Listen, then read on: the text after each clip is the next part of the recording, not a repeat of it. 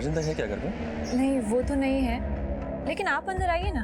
नहीं, मैं चलता हूँ। अरे नहीं, आइए तो प्लीज आइए। खूबसूरती में ऐसा बहका कि वो संभाल नहीं पाया। हमारी मुलाकातें बढ़ने लगी। तब उसने बताया कि राजेंद्र उसे मारता था, उस पर शक करता था। कुछ दिन पहले मुझे अजमेर से एक जॉब ऑफर हुई तो मनीष देखो ना, कितना छोटा सा गंदा सा घर है। मुझे नहीं रहना इस घर में। तुम मुझे अपने साथ अजमेर ले चलो ना प्लीज। लेकिन राजेंद्र क्या? मुझे नहीं रहना उस खड़ूस के साथ।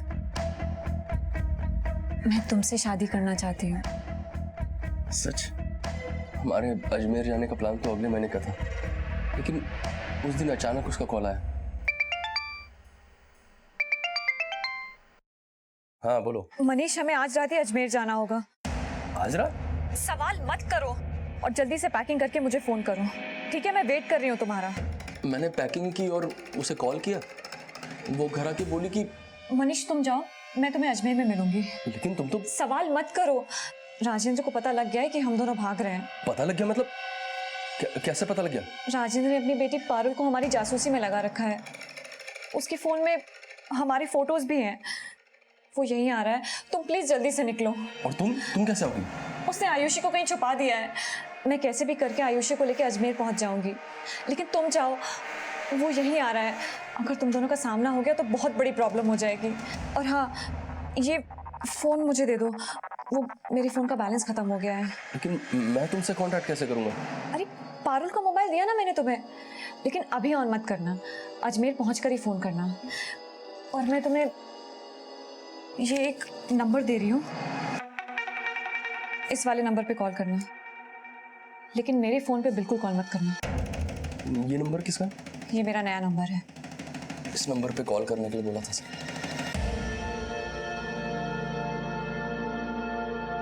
फोन दीजिए।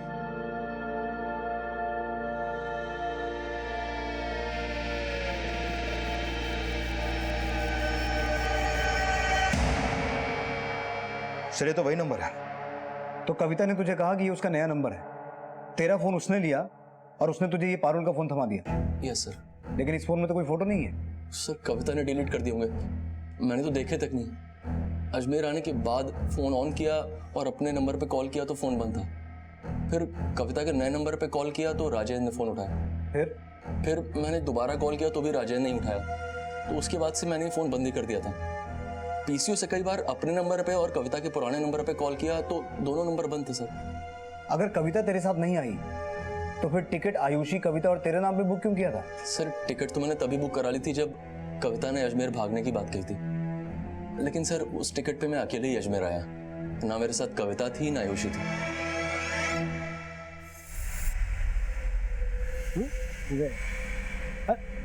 उषा बहन, अच्छा हुआ आप मिल गई। आयुषी को अपने पास रख लेंगी, मुझे किसी काम से जाना है। क्यों? आया कहाँ गई? मैंने उसे निकाल दिया। मैं इसे जल्दी आकर ले जाऊंगा। अच्छा बेटा।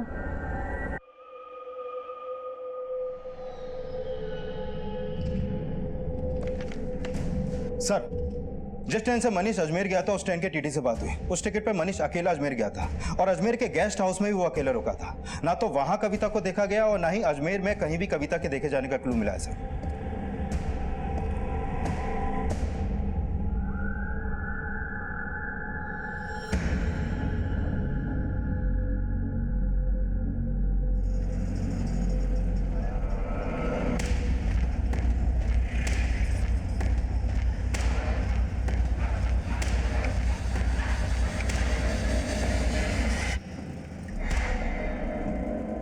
सर अगर मनीष सच बोल रहा है तो उसके बयान से यह क्लू मिलता है कि कविता को पता चल चुका था कि पारुल राजेंद्र की पहली बीवी की बेटी थी।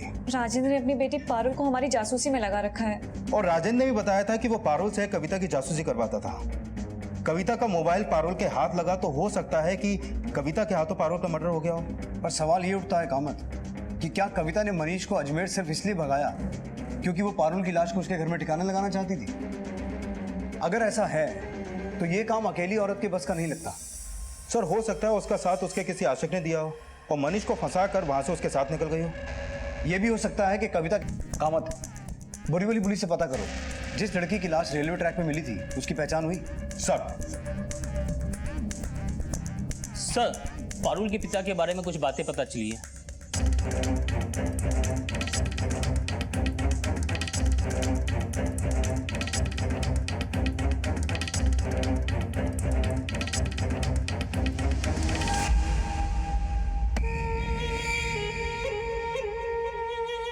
सर, वो औरत वही है जिसे पारुल के पिता ने आयुषी की आया बना के रखा था। राजेंद्र ने इस औरत को बोरीवली के एक लॉज के बाहर से रिसीव किया था और कुर्ला स्टेशन से बिहार की ट्रेन में बिठा दिया। राजेंद्र की दोहरी शख्सियत और डीएनए रिपोर्ट से साफ हो गया कि वो लाश राजेंद्र की दूसरी बीवी कविता की ही थी। साहब, हमने कविता को नहीं मारा। हमारा यकीन कीजिए, हम सच बोल रहे हैं साहब। कैसे यकीन करें तेरा? तेरी पहली बीवी मर चुकी है ना किशोरी?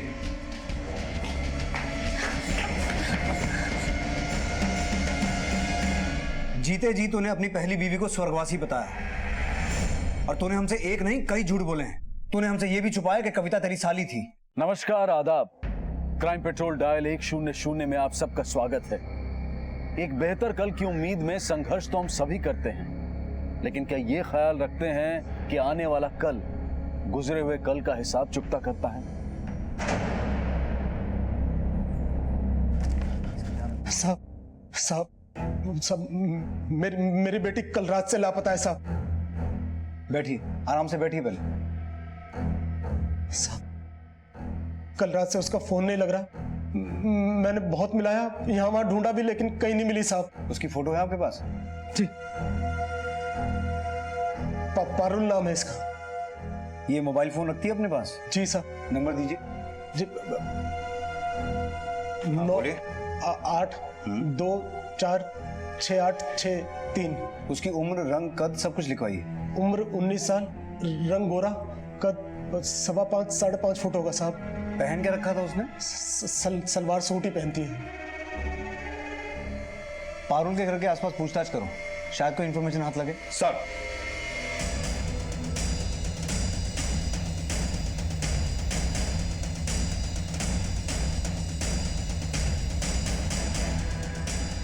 इसे जानती हैं? साहब पारुल, पर ये राजेंद्र भाई की बेटी कैसे हो सकती है? कैसे हो सकती है मतलब? साहब, राजेंद्र भाई पारुल को अपनी बेटी की तरह मानते थे और कविता बोल रही थी कि पारुल राजेंद्र भाई के दोस्त की बेटी है। कविता? कौन है कविता? साहब, राजेंद्र भाई की बीवी। वो तो खुद 23-24 साल की है। उसकी बेटी पारुल कैसे हो सकती है? उसकी तो खुद की 6-7 साल की अपनी बेटी है।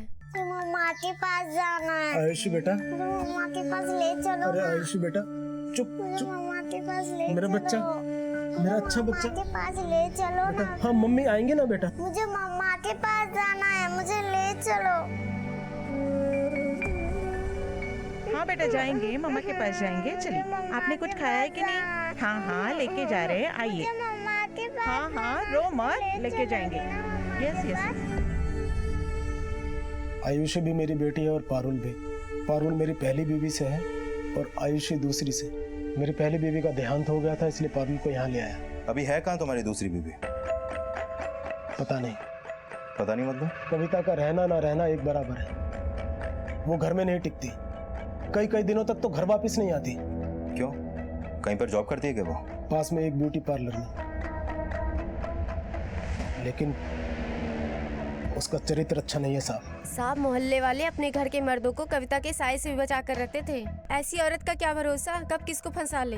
कल मैंने कविता को फोन करके बोला कि पारुल मिल नहीं रही है, वो घर आके आयुषी को संभाल ले ताकि मैं पारुल को ढूंढ सकूं, लेकिन उसने मेरा फोन काट दिया। नंबर दीजिए कविता का। 9 8 2 4 5 3 7। आप जिस नंबर को डायल कर रहे हैं वो इस समय स्विच ऑफ है। उसका फोन तो स्विच ऑफ है। भाग गई होगी किसी के साथ, मेरा उससे कोई लेना देना नहीं है। कौन से ब्यूटी पार्लर में काम करती है वो? सर, आज कविता आई ही नहीं। कल आई थी? आई थी, लेकिन शाम को 6 बजे के आसपास आई थी। पारुल से आखिरी बार बात कब हुई है? कल शाम फोन पे करीब 4:30 बजे बात हुई थी। हाँ बिटिया, मेरी अपने दोस्त से बात हुई है। हाँ हाँ हाँ हाँ, वो 2-4 दिन में तेरा किसी अच्छे कॉलेज में दाखिला करवा देगा। ठीक है बाबा। कहाँ है तू? मैं आयुषी को ट्यूशन छोड़ने जा रही थी। हाँ, पारुल आयुषी को ट्यूशन के लिए छोड़ने आई थी, लेकिन उसको लेने के लिए नहीं आई। तो फिर लेने कौन आया था? कोई नहीं आया। फिर मैंने पारुल को फोन किया, पारुल का फोन बंद जा रहा था। तब मैंने कविता को फोन मिलाया, कविता ने मेरा फोन नहीं उठाया। रात को खुद आयुषी के पापा राजेंद्र जी उसको लेके गए। अच्छा, पारुल आयुषी घुल मिल गई थी ये तो ठीक है, लेकिन आपने कविता से झूठ क्यों बोला कि पारुल आपके दोस्त की बेटी है? कविता के लिए सब झूठ एक बराबर है। उसे ना मेरी फिक्र है ना आयुषी की। और वैसे भी सोचा कि पारुल शादी के लायक हो गई है, 1-2 साल में उसे विदाई करना है, तो कविता को सच बताकर घर की शांति क्यों भंग करूं? हो सकता है कविता को अब इस झूठ का पता चल गया हो। कल वो शाम 6 बजे के बाद आई, इसकी कोई खास वजह? सर कल उसकी 2 बजे तक की छुट्टी थी, लेकिन शाम तक वो आई नहीं। लेकिन 6 बजे के आसपास वो आ गई, तो काफी अफरा तफरी में थी। सॉरी, लेट हो गए। 2 बजे का बोला था और 6 बजे आई है। आज पगार का दिन है और मुझे पैसों की बहुत ज़रूरत है, लेकिन कल से एकदम टाइम टू टाइम आ जाऊंगी। काम ठीक से करती नहीं है, लेकिन पगार का बराबर याद रहता है। जा अभी काम कर, छुट्टी के टाइम ही पगार मिलेगी। जा अभी देख के रहिए। वो सोच रही थी पगार लेके निकल जाएगी, लेकिन मैंने उसे काम पे लगा दिया। उसका फोन बार बार बज रहा था, लेकिन उसने उठाया नहीं। काफी देर के बाद उसने कॉल रिसीव की। फोन पे बात करने के बाद गिड़गिड़ाने लगी कि उसे घर जाना है। मैंने उसे पगार दिया और वो चली गई।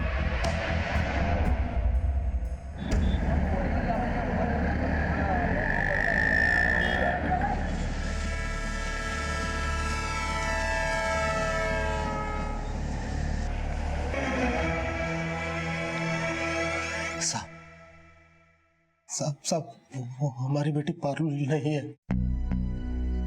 हमारी बेटी मर नहीं सकती साहब। हम तो यही चाहेंगे कि पारुल सही सलामत हो। फिर भी आपका और डेड बॉडी का डीएनए मैच करके देख लेते हैं। छिड़के आइए, जाइए। चलिए।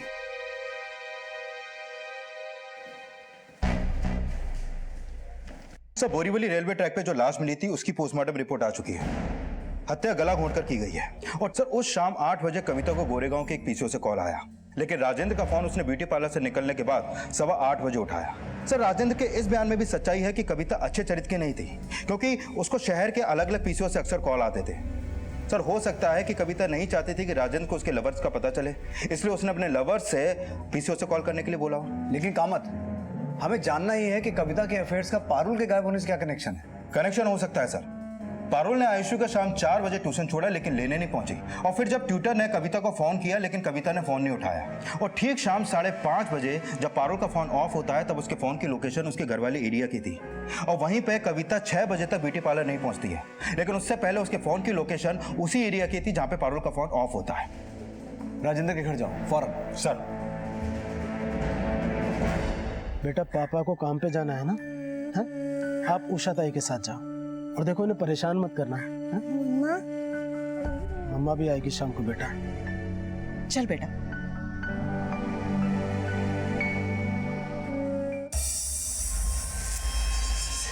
साहब, आप पारुल का कुछ पता चला? चाबी निकालिए। जी? चाबी दीजिए मेरे को।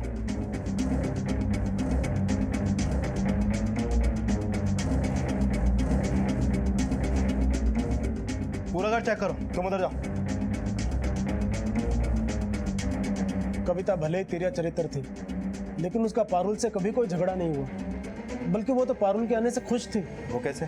कविता 1 नंबर की आलसी थी और पारुल ने आते ही घर का काम काज और रसोई सब संभाल लिया था। सर, कुछ नहीं मिला।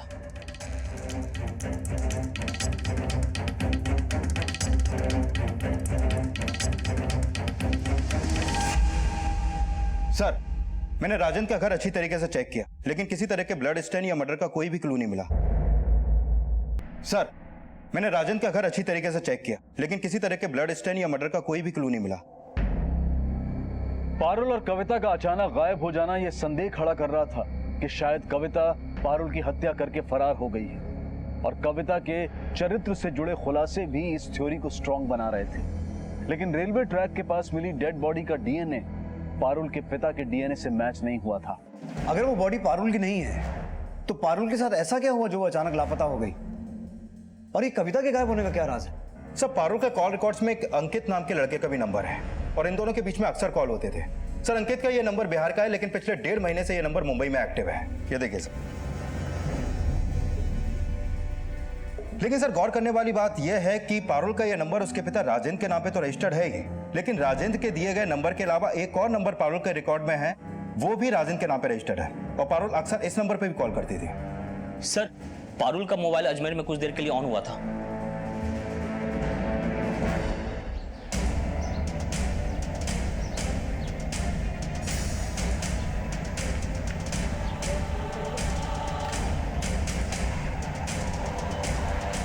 ये वही नंबर है जिसके बारे में मैंने आपको बताया था। अजमेर से पारुल के फोन से इसी नंबर पे कॉल हुआ था। इसका मतलब ये हुआ कामत कि इस कॉल रिकॉर्ड में कविता और अंकित के फोन नंबर के अलावा 3 नंबर ऐसे हैं जो राजेंद्र के नाम पर रजिस्टर्ड हैं। एक वो नंबर जो पारुल यूज करती थी, जो अभी अजमेर में ऑन हुआ है। दूसरा राजेंद्र का अपना नंबर जो वो खुद इस्तेमाल करता है। और तीसरा वो नंबर जिस पर अभी अजमेर से कॉल हुआ। ये नंबर कौन इस्तेमाल करता है? सर, पारुल के पिता राजेंद्र जी आए। साहब, अभी पारुल का फोन आया था, लेकिन उसकी आवाज नहीं आई, और जब हमने उसे फोन किया तो उसका फोन बंद था। हमें पारुल की बहुत फिक्र हो रही है साहब। वो नंबर अजमेर में एक्टिव था, वहीं से कॉल हुआ। पारुल अजमेर क्यों जाएगी साहब? ये तो हमें आप बताइए। हमें तो कुछ समझ नहीं आ रहा साहब। समझ में तो हमें भी एक बात नहीं आ रही है। आपने हमें जो अपना नंबर दिया था वो अलग है, लेकिन अभी अजमेर से जो कॉल हुआ वो अलग नंबर पर कॉल हुआ। जी साहब, ये मेरा दूसरा नंबर है। दरअसल पारुल के पास मुंबई की आईडी नहीं थी। मैंने उसे अपनी आईडी से सिम खरीद कर दिया, तो अपने लिए एक नया सिम ले लिया। क्यों? हम इलेक्ट्रिशियन हैं साहब। ये हमारे पुराने नंबर पर बराबर से नेटवर्क नहीं आता, इसलिए हमने ये नया नंबर लिया, ताकि इस नंबर पर फोन ना लगे तो पार्टी दूसरे नंबर पर कॉल कर सके और काम हाथ से ना जाए साहब। ये अंकित कौन है? पारुल का मंगेतर है साहब। अंकित बहुत अच्छा लड़का है साहब। जब से पारुल गायब हुई है, अंकित बहुत परेशान रहता है। अभी है कहाँ अंकित? मुंबई में ही है। देखिए, हम कह रहे हैं ना, आप चिंता मत ही कीजिए। हम अपने चाचा को फोन करते हैं और कहते हैं कि अपनी पार्टी का अजमेर शाखा में कोई कनेक्शन निकालें और अपने किसी कार्यकर्ता को पारुल की तलाश में लगा दें। ठीक है? ठीक है। अच्छा, हम आपसे बाद में बात करते हैं। कोई आया है? जी जी बिल्कुल, खैरियत।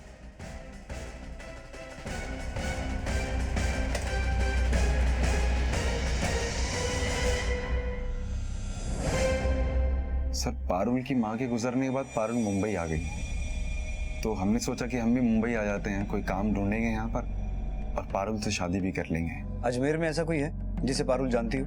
नहीं सर। तुम आखिरी बार कब मिले थे पारुल से? करीबन 1 हफ्ता हो गया सर। गेटवे ऑफ इंडिया चलोगे मेरे साथ? रात को बहुत खूबसूरत लगता है। नहीं, पापा ने कहा था कि रात होने से पहले घर आ जाना, और तुम हमें रात को घुमाना चाहते हो। हाँ, तो अपने पापा को फोन करके बोल दो, कोई गैर थोड़ी ना है। वैसे भी हम तुमसे शादी करने वाले हैं। अच्छा, नौकरी ढूंढ लिए? नौकरी के लिए ट्राई कर रहे हैं, मिल जाएगी जल्दी। तो ठीक है, तुम नौकरी ढूंढो, तब तक हम अपना ग्रेजुएशन पूरा कर लेंगे और उसके बाद शादी कर देंगे। तब तक मेल मुलाकात सिर्फ दिन में है। ठीक है? हम चलते हैं।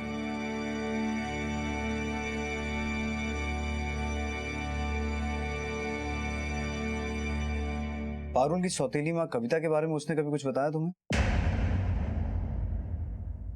कभी कभी बात करती थी वो उनके बारे में। क्या बात करती थी?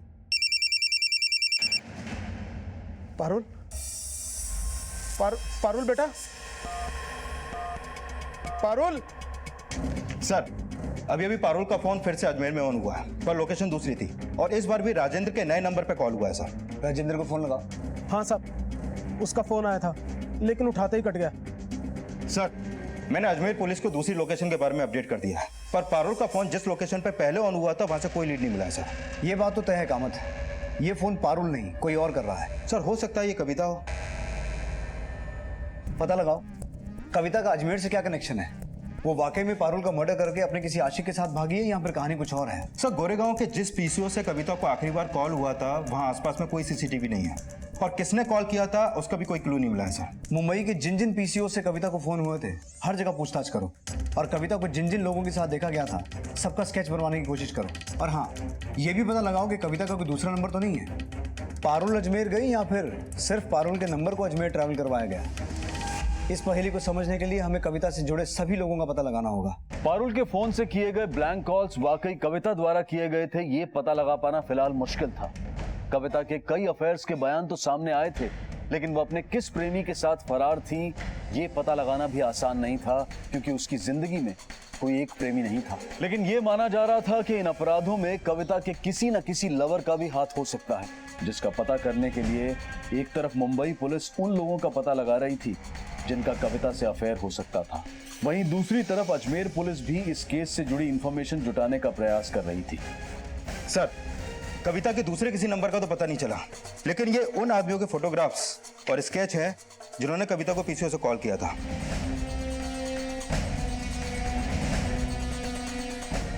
और सर, ये उस आदमी का स्केच जिसको पिछले दिनों कविता के साथ देखा गया। सर, मैंने ये फोटोग्राफ्स और स्केच उस गोरेगांव वाले पीसीओ ओनर को दिखाया है जहां से कविता को आखिरी बार कॉल हुए थे, लेकिन पहचान नहीं हो पाई सर। कैसे भी करके इनकी पहचान करो। और हाँ, जिस दिन पारुल और कविता गायब हुए हैं उस दिन अजमेर रूट पे जाने वाली सभी ट्रेन का रिजर्वेशन डेटा निकलवाओ। सर, मुझे नहीं पता कविता अजमेर में है या मुंबई में। मेरे तो उससे बात हुए कई महीने हो चुके हैं। मान लेते हैं तुम्हें नहीं पता, लेकिन मोबाइल होते हुए भी कविता को पीसीओ से फोन क्यों करते थे? सर, एक बार कविता के पति ने मुझे और कविता को मार्केट में देख लिया था, पर मार्केट में उसने मेरी पिटाई की। सर, बहुत ही शक्की इंसान है वो। उसका पति शक्की है, तुम बड़े चरित्रवान हो। सर देखिए, जैसा आप सोच रहे हैं ऐसा कुछ भी नहीं है हमारे बीच। वो हम केवल अच्छे दोस्त थे सर। तो तुम्हारी इस दोस्ती के बारे में तुम्हारी बीवी को पता है? ठीक है, जा सकते हो। Thank you sir.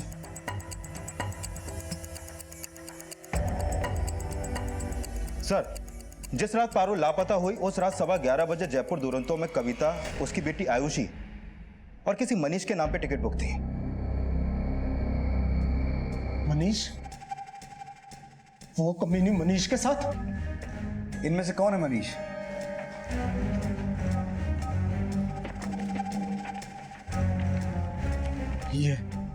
ये वो कमीना दोस्त है हमारा, लेकिन हम नहीं जानते थे कि वो हमारी पीठ पीछे हमारी बीवी के साथ अजमेर। पारुल, पारुल बेटा, पारुल। साहब, हमारी पारुल को बचा लीजिए साहब, हमारी पारुल को बचा लीजिए, हमें बहुत फिक्र हो रही है उसके साथ। पारुल के लौट आने की उम्मीद उसके पिता ने अब तक जिंदा तो रखी थी, लेकिन अब ये उम्मीद दम तोड़ रही थी। पुलिस जब मनीष के घर पहुंची तो पारुल की हत्या का और कविता की तलाश तेज कर। सर, पुलिस अब अजमेर में कविता और मनीष तक पहुंचने की लीड तलाश रही थी, लेकिन पारुल की हत्या क्यों और किन हालात में हुई? इस हत्या का मोटिव क्या था? क्या कविता को पता चल गया था कि पारुल राजेंद्र की पहली पत्नी की बेटी है? लेकिन अगर कविता को किसी के साथ भागना ही था तो उसे राजेंद्र और पारुल के रिश्ते से क्या फर्क पड़ता था? ऐसे कई और पहलू इस केस से जुड़े थे जिनके समीकरण जोड़ने की कोशिश की जा रही थी। पारुल की डेड बॉडी मनीष के घर से मिली, तो क्या पारुल की हत्या मनीष के घर पे हुई? और अगर ऐसा है तो सवाल ये उठता है कामत कि जो लड़की मुंबई में ज्यादा लोगों को जानती तक नहीं, वो अपनी सौतेली माँ के लवर के घर पे क्या करने गई, जबकि उसका फोन 5:30 बजे तक उसके घर वाले एरिया में एक्टिव था। सर, ये भी कंफर्म है कि कविता शाम 6 बजे से 7 बजे तक ब्यूटी पार्लर में थी और मनीष का घर गोरेगांव में, तो हो सकता है कि मनीष ने उस पीसीओ से शाम 7 बजे कविता को कॉल किया और कविता भी 7 बजे के बाद मनीष के घर पे गई हो। अब सवाल ये उठता है सर कि पारुल खुद मनीष के साथ उसके घर पे गई या कविता चालाकी से उसे अपने साथ वहां पर ले गई। ये दोनों पॉसिबिलिटीज तो हैं, पर शाम 5:30 बजे पारुल का फोन मलाड में बंद होने का चक्कर भी समझना होगा सर। क्या पारुल का मर्डर कविता को उस पीसीओ से फोन आने से पहले हुआ या कविता के ब्यूटी पार्लर से निकलने के बाद? सवाल ये भी उठता है कामत कि अगर उस दिन अजमेर की ट्रेन में मनीष, कविता और आयुषी तीनों के टिकट बुक थे, तो फिर ये दोनों आयुषी को अपने साथ लेके क्यों नहीं गए? आयुषी अजमेर क्यों नहीं गई और पारुल मनीष के घर कैसे पहुंची? ये समझने के लिए हमें पारुल और कविता की इक्वेशन को समझना होगा। सिर्फ बाहर वालों से ही नहीं, आयुषी से भी पूछताछ करनी पड़ेगी। बेटा, आपको पारुल दीदी अच्छी लगती थी और आपकी मम्मा? अंकल कुछ पूछ रहे हैं, बताओ। अच्छा, एक बात बताओ, आपकी पारुल दीदी और आपकी मम्मा दोनों फ्रेंड्स थे? ये इतना डरी हुई क्यों है? जब से पारुल लापता हुई और इसकी माँ तभी से सदमे में है साहब। सर मुझे नहीं पता ये कविता की स्टेप डॉटर थी। हाँ लेकिन एक दो बार इसे मैंने कविता का पीछा करते हुए देखा था।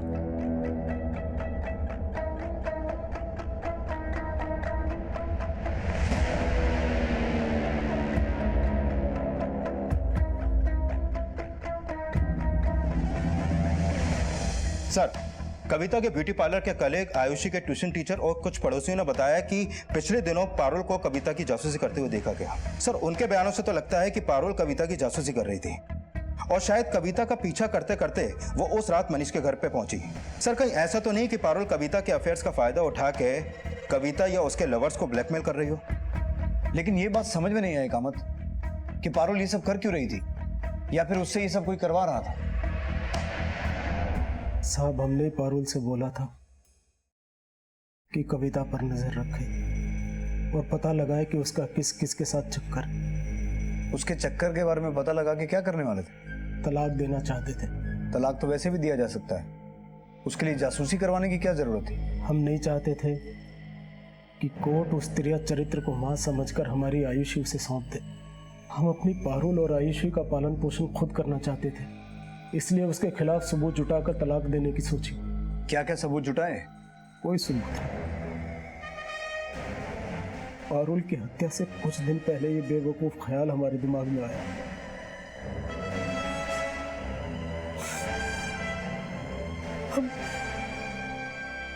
हम तो पछता रहे हैं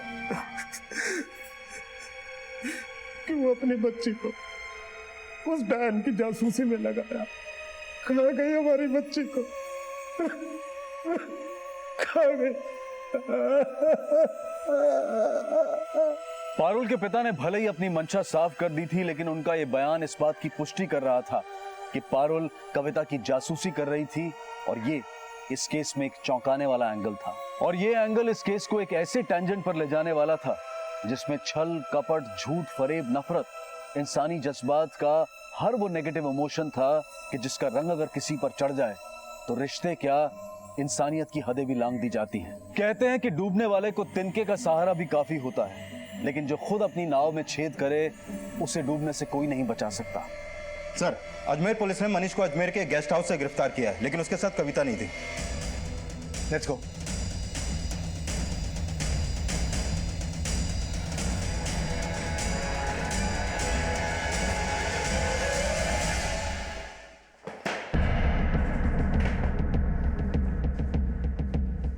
सर, कविता कहाँ है मुझे नहीं पता, वो मेरे साथ अजमेर नहीं आई। तू क्या सोचता है कविता को बचा के मर्डर चार्ज से बच जाएगा? सर, मैंने कोई मर्डर नहीं किया सर। पारुल की बॉडी तेरे घर से मिली है, उसका फोन भी तेरे पास से मिला है। सर, ये फोन कविता ने मुझे दिया था, उसी ने मारा होगा पारुल को। सर, ये उसकी साजिश है मुझे फंसाने की। सर, मेरे घर की चाबी भी उसी के पास रहती थी। घर तो उसने कईयों के उजाड़े हैं, तूने उसमें ऐसा क्या देखा जो तेरे घर की चाबी उसने अपने पन्नू में बांध दी? सर, मैं एक इलेक्ट्रिकल इंजीनियर हूँ और राजेंद्र एक मामूली सा इलेक्ट्रिशियन। मेरे उठाए हुए ठेकों पे मेरे अंडर काम करता था। मुझे हैरानी होती थी सर कि उसकी वाइफ उससे 18 साल छोटी है, लेकिन सर मैंने कभी उस पर कोई चांस नहीं मारा सर। शुरुआत उसने की थी।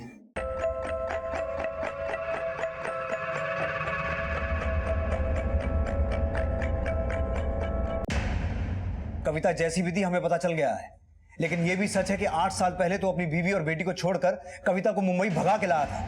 वो हमारी जिंदगी की ऐसी गलती थी जिसका खामियाजा हम आज तक भुगत रहे हैं। लेकिन यह भी सच है कि कविता ने गांव से मुंबई आने के लिए हमारा सीढ़ी की तरह इस्तेमाल किया।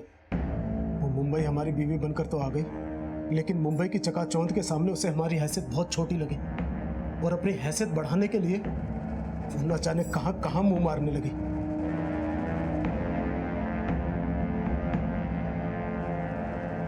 अगर आज के बाद तूने मेरी बीवी से बात की ना तो साले मार दूंगा तुझे। हमें ये एहसास होने लगा था कि वो सुधरेगी नहीं, लेकिन गलती सिर्फ कविता की नहीं थी। हमने भी 8 साल पहले ये गलती की थी और हमें भी अपनी गलती का धीरे धीरे एहसास होने लगा था। बेटा, हम जानते हैं हमने तुम्हारे साथ इंसाफ नहीं किया। तुम्हें और तुम्हारी माँ को छोड़कर अपनी दुनिया में मस्त हो गए। हमें एक मौका दे दो, हम तुम्हारा दिल कभी नहीं दुखाएंगे। बच्ची को मत फुसलाओ, समझे ना? पहले उस कुलच्छनी को अपनी जिंदगी से दूर फेंको, फिर हम समझेंगे कि तुम्हें अपने किए पे पछतावा है। हम उसे छोड़ देंगे सरला, लेकिन हम आयुषी को अपने साथ रखना चाहते हैं। अगर तुझे आयुषी की इतनी फिक्र होती तो अपने अपराधों पर पर्दा नहीं डालता। पारुल की मौत का जिम्मेदार भी तू ही है, क्योंकि तू उससे कविता की जासूसी करवाता था। तू ये भी जानता था कि कविता और मनीष भागकर अजमेर जाने वाले हैं। तूने ही आयुषी को नजरबंद करके रखा था। इसकी वजह से कविता के हाथों पारुल का मर्डर हुआ, और इतना कुछ होने के बावजूद तू हमारे पास नहीं आया, कविता की जान के पीछे पड़ गया। तेरा बस चलता तो तू मनीष को भी मार देता। नहीं साहब, नहीं। तूने उसे मारा नहीं, लेकिन पारुल की लाश को उसके घर में ठिकाने लगाया। नहीं साहब, उस दिन तो हमने पारुल की शक्ल तक नहीं देखी थी। हमें तो ये भी नहीं पता था कि मनीष और कविता के बीच में कोई चक्कर चल रहा है। फिर हमें ये कैसे पता होता कि वो भागकर अजमेर जाने वाले हैं? तो अब तू ये कहेगा कि तूने कविता को भी नहीं मारा? उसे हमने मारा है, इन्होंने नहीं। और अगर हमारा बस चलता तो उस कलमुही को 8 साल पहले ही मार देते।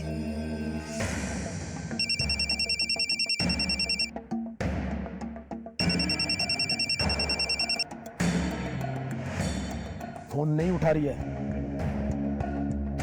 अगर मेरी पारुल को कुछ हुआ ना तो देख लेना मैं तुमको क्या करती हूँ। अरे कुछ नहीं होगा, शांति रख, मिलाता हूँ।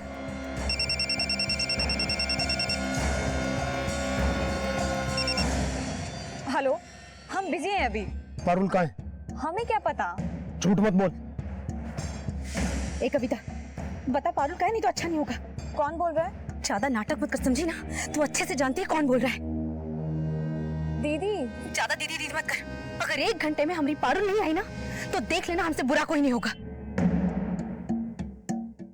बेटा अब तू सो जा। मुझे मम्मा के पास जाना है, ले चलो ना। मम्मा के पास ले जाएंगे। मैं तुम्हारी मम्मा को यहीं लेकर आऊंगा। हाँ, सो जा मेरा अच्छा बच्चा, सो जा। कहाँ है मेरी बेटी आयुषी? पहले बता मेरी बेटी पारुल कहाँ है? अरे हमने कहा ना हमें नहीं पता। अरे ऐसे कैसे नहीं पता? तुझे पता मेरी बेटी पारुल कहाँ है? हमें नहीं पता। बेटा सच बता दे। झूठ तो आप लोगों ने हमसे बोला है। आखिर ले आए ना दीदी और पारुल को यहाँ पर। मैं जा रही हूँ अपनी बेटी को लेने। अरे ऐसे कैसे जाएगी? पहले बता मेरी बेटी पारुल कहाँ है, नहीं तो तेरी बेटी को जिंदा काट दूंगी, समझी ना? नहीं। कि हमारी पारुल जिंदा है भी या नहीं। हमने आपसे अब तक बहुत सारे झूठ बोले, इस बार सच बोले। आप यकीन कीजिए साहब, सच बोले।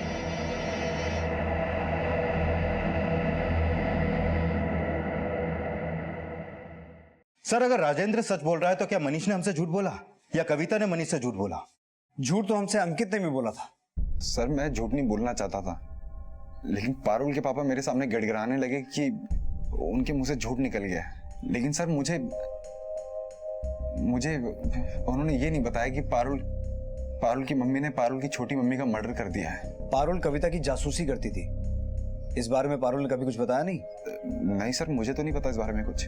तू उसका मंगेतर था, अक्सर उससे मिलता रहता था, कभी कुछ ऐसा नोटिस नहीं किया? नहीं सर, मैंने पारुल को कभी उसकी छोटी मम्मी कविता की जासूसी करते हुए नहीं देखा। पर हाँ, एक बार हम कैफे में थे और वहां पर हमने कविता को देखा था एक आदमी के साथ, और सर वो आदमी उसे पैसे भी दे रहा था। कौन आदमी? मुझे नहीं पता सर, मैं ऐसे बता नहीं पाऊंगा। इनमें से था कोई?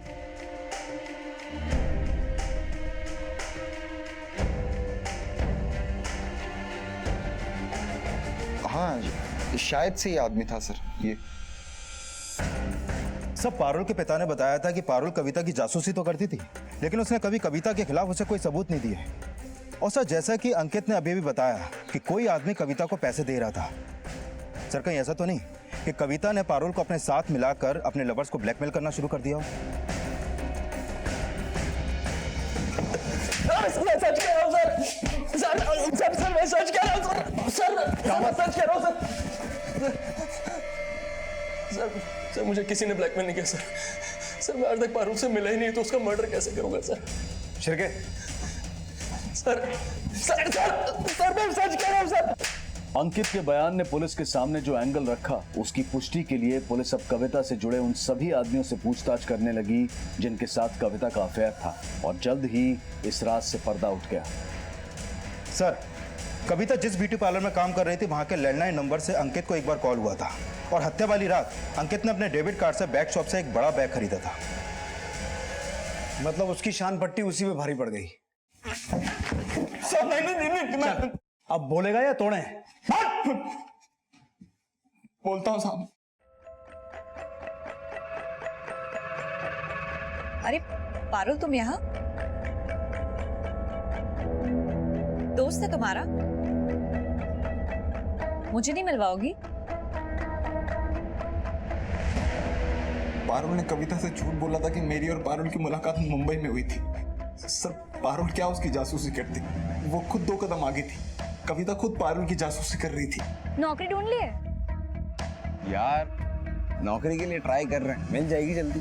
अच्छा ठीक है, तुम नौकरी ढूंढो, तब तक हम अपना ग्रेजुएशन पूरा कर लेंगे और उसके बाद शादी कर देंगे। तब तक मेल मुलाकात सिर्फ दिन में, ठीक है? अच्छा। हम चलते हैं। ठीक है।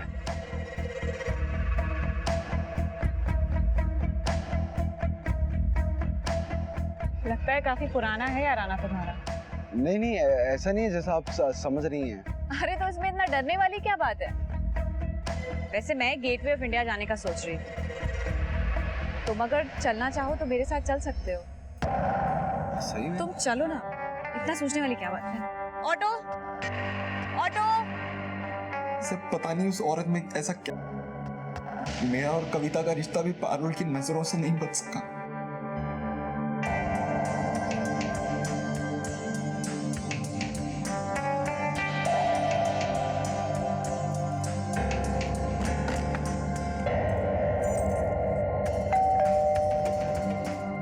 कोई आया है, एक सेकंड।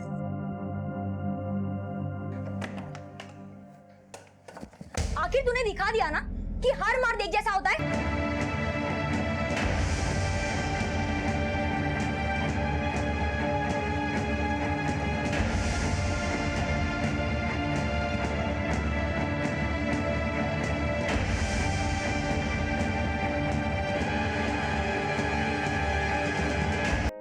और अपराध की गाज जब बेकसूरों पर गिरती है तो किसी की सांत्वना भी उस मासूम को दिलासा नहीं दे सकती। यूं तो हम सबको एक ही जिंदगी मिलती है, लेकिन इस एक जिंदगी में हम कई जिंदगियां जीने की सोचते हैं। एक सपना पूरा होता है तो दूसरे सपने में जीने लगते हैं। एक रिश्ते से मन भर जाता है तो दूसरा रिश्ता जोड़ने की सोचते हैं। माना कि जिंदगी हर रोज नए बदलाव लाती है, लेकिन अगर हमारा आज सच्चा नहीं है तो आने वाला कल कभी बेहतर नहीं हो सकता।